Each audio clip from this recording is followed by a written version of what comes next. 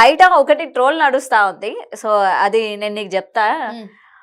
Johnny master అయిపోయారు. Next ఇప్పుడు Janu Liril ఏంటంటే ఇప్పుడు రీసెంట్ ఎపిసోడ్ లో కూడా ఏంటంటే శేఖర్ మాస్టర్ ని ఉద్దేశిస్తూ కొన్ని సాంగ్స్ చేయడం జరిగింది అనమాట. సో నెక్స్ట్ శేఖర్ గారు మీరే బయటికి రాబోతున్నారు అని చెప్పి వినిపిస్తా ఉంది. జాను లిరిల్ కి శేఖర్ గారికి ఏదో ఉంది అని వినిపించింది. ఎందుకంటే నేను కొన్ని కమెంట్స్ చూసాను. సో జాను లిరిల్ కి శేఖర్ మాస్టర్ గారు ఎంకరేజ్ చేస్తున్నారు. ఫోక్ ఇండస్ట్రీలో ఆమె సూపర్ అయిపోయింది. ఇప్పుడు డీలో కూడా ఏంటంటే ఆమెను హైలైట్ చేయడానికి చేస్తున్నారు అన్న విషయం అయితే వినిపిస్తుంది. సో దీనికి ఏమంటారు? ఆమెకి సపోర్ట్ చేస్తున్నారు. అదే అక్క నిజం అంటారా? మన జానీ మాస్టర్ ఎట్లానో ఇప్పుడు ఆమెను ఎట్లా ఎంకరేజ్ చేస్తురో ఇప్పుడు అక్కని కూడా అట్లనే ఎంకరేజ్ చేస్తురేమో మరి. 100% అట్లనే అనుకోవచ్చు కదా. అనుకోవచ్చు. ఓకే. అయినా వీళ్ళకి ఇదేం రోగం అక్క నాకు అర్థం కాదు. పెద్ద పెద్ద వాళ్ళకి మంచి పిల్లలు ఉంటారు, పిల్లలు ఉంటారు, మళ్ళీ వేరే టోళ్ళ మీద పడతారేంది? టాలెంట్ ఉన్న వాళ్ళకి మంచిగా ఇచ్చి జర మంచోళ్ళు అని అనిపించుకోవచ్చు కదా. ఇప్పుడు మీరు పాటలైనా డాన్స్ కూడా చేయగలరా? నేను డాన్స్ చేయలేను అక్క. ఓకే. సో కొంతమందికి 2 టాలెంట్స్ ఉంటాయి కదా, సింగింగ్ అండ్ డాన్సింగ్. నేను సింగర్ అండ్ యాంకర్ అక్క. ఓకే. సో ఎందుకంటే సింగింగ్ లా ఛాన్సెస్ రావట్లేదు. ఎట్లా బతకాలి మరి? ఎంత మందిని బతమాలినా అప్పుడు ఇప్పుడు ఇప్పుడు అప్పుడు అనేటోళ్ళే, కానీ ఇచ్చేటోళ్ళు లేరు. వాళ్ళకి కనీసం మనం గుర్తుకిట్లా రాం. అరే పలానా అమ్మాయి ఉంది, ఆ అమ్మాయికి ఎప్పటి నుంచో అడుగుతుంది, అమ్మాయికి ఒక పాట ఇద్దాము అని వాళ్ళకి అసలు కొంచెం కూడా అనిపించదు. ఇప్పుడు నేనే కాదు, ప్రతి ఒక్క అమ్మాయి, ఇప్పుడు టాలెంట్ ఉన్న ప్రతి ఒక్క అమ్మాయి గతి అంతే. ఈ ఛాన్సెస్ రావట్లేదు. ఇవన్నీ చిన్న చిన్న జాబులు చేసుకుంటున్నారు. అదే ఇప్పుడు అంతెందుకు అక్క, ఆ మౌనిక ఉంది, డింపుల్ మౌనికనేమో ఒకప్పుడు ఎట్లా ఆడింది అసలు, ఆమె పేరు ఎట్లా వినిపించేది? వెంటనే ఆమెకి టోనీకి అందరికి లింక్ కట్టేసిరు. మంచిగా ఉన్నంత మాత్రాన లింకులు కట్టేస్తారు. కట్టేసినంత మాత్రాన ఇంకంతే, అక్కడ లైఫ్ ఎండ్. ఎవరితోటైతే లింకులు స్టార్ట్ అవుతాయో అక్కడ ఎండ్ లైఫ్. ఓకే. మరి వాళ్ళిద్దరూ క్లోజ్ గా ఉండకుండానే బయట లింకులు కట్టారంట. అంటే ఇప్పుడు నార్మల్ గా మనం చూస్తూ ఉంటాం రీల్స్ లో కానీ లేకపోతే వీడియోస్ లో కానీ, మనకి ఒక జంట రిపీటెడ్ గా 2 సార్లు కనిపిస్తేనే అరే వీళ్ళిద్దరికి ఏదో ఉందిరా అనుకుంటాం. అది మన ఇండస్ట్రీలో సినిమాల్లో కూడా ఒక హీరో ఒక హీరోయిన్ తో కలిసి చేస్తేనే 2 సినిమాలు చేస్తే అడిగేస్తాం మరి వీళ్ళిద్దరికి ఏదో ఉంది అని చెప్పి. మరి ఇదే విధంగా అయింది అనుకోవచ్చు కదా మరి డింపుల్ అండ్ టోనీ విషయంలో కూడా. అసలు ఆమె ఎందుకు ఆగిపోయింది? ఆమెకు ఎందుకు అవకాశాలు లేకుండా చేసింది మరి? అంత మంచి డాన్సర్ ఆమె. ఆమె హిట్ సాంగ్స్, అన్ని హిట్ సాంగ్స్. ఆమెను ఎందుకు తొక్కేసిరు మరి? అంటే వీటికి ఒప్పుకోలేదనే తొక్కేసారు. 100% అదే ఇప్పుడు మొత్తం అదే నడుస్తుంది అక్క. ఆడోళ్ళు కూడా ఏమనుకుంటారు తెలుసా, అరే నాకెంత టాలెంట్ ఉన్నా గానీ ఈ పని చేయాల్సిందే అనుకోనే వెళ్తున్నారు చాలా మంది.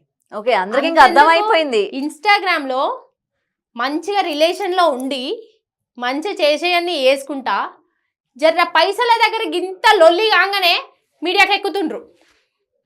అవును, నేను ఇంటర్వ్యూలు మస్తు చేసినా అట్లాంటివి. మీడియాకి ఎక్కుతురు అంటే ఇప్పుడు ఎక్కడ మన మీడియా వల్లమే పిచ్చోళ్ళమా లేకపోతే వాళ్ళు పిచ్చోళ్ళా? ఎవరు పిచ్చోళ్ళు ఇక్కడ? అదే మంచిగా ఉన్నంత వరకు వాళ్ళు తిరుగుతుండ్రు, చేస్తారు, అన్ని చేస్తారు తల్లిదండ్రులకు తెలియకుండా. ఇప్పుడు మీడియాకి ఎక్కుతురు. మీడియాకి ఎక్కిన తర్వాత ఎవరి జీవితాలు నాశనం అయితే అక్క.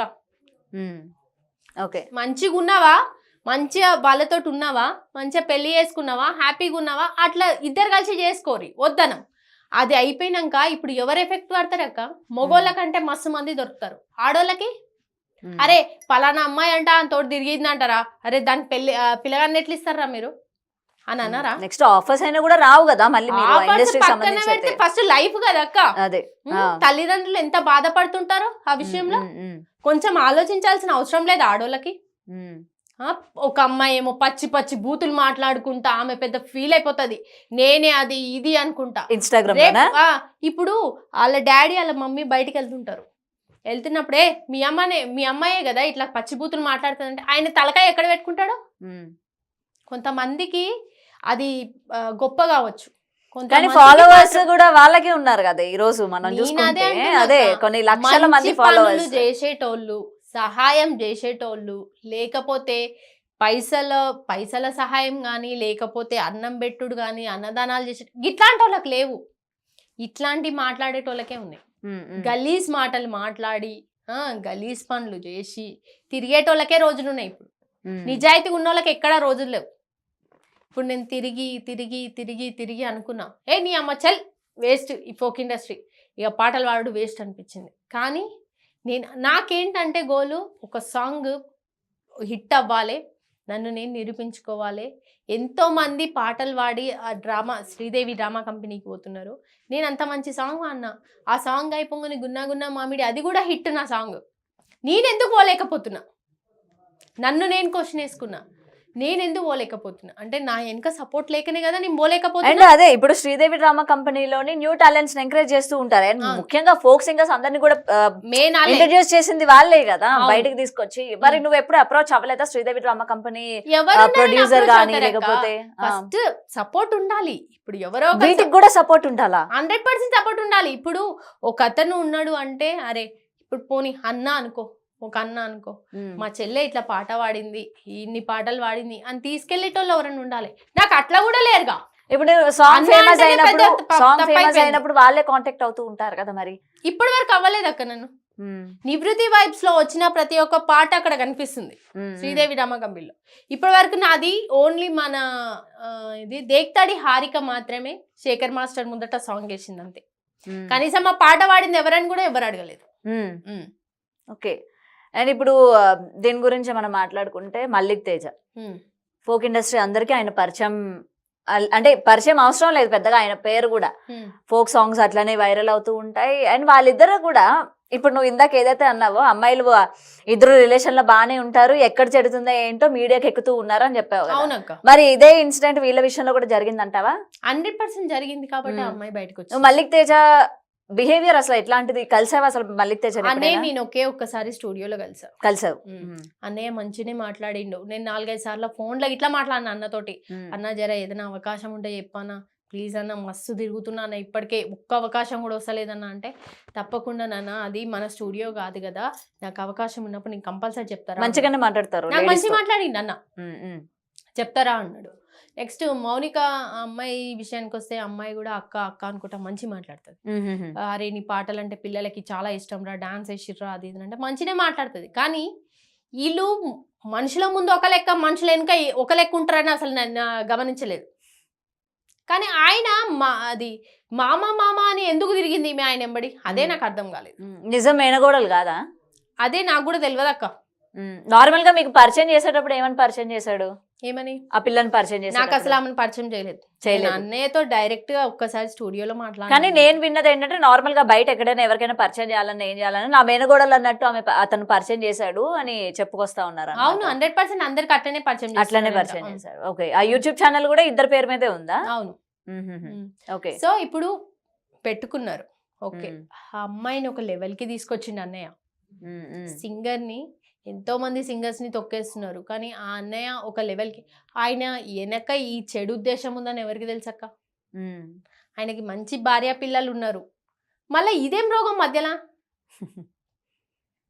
అంటే టాలెంట్ ఉన్న వాళ్ళు తప్పకుండా ఇది ఇచ్చే అంటే ఇట్లా చేసే ఎవరికి అనుమానం రాలే ఆ పిల్లని ఎందుకు ఇంత హైప్ చేస్తున్నాడు అసలు? పాటలు అంటావా సరిగా లేదు, డాన్స్ ఉంటావా అది కూడా లేదు. పోనీ ఇలా అంటున్నానని అనుకోవద్దు. ఓకే, మనకు ఒకవేళ అమ్మాయి అందంగా ఉంది, తనకి వేరే రూపంగా ఎంకరేజ్ చేస్తున్నాడేమో, హీరోయిన్ గా ఎంకరేజ్ చేస్తున్నాడేమో అనుకోవడానికి అది కూడా లేదు. నేను ఇలా అంటున్నానని ముందుగానే చెప్తున్నా, ఏమీ అనుకోద్దని.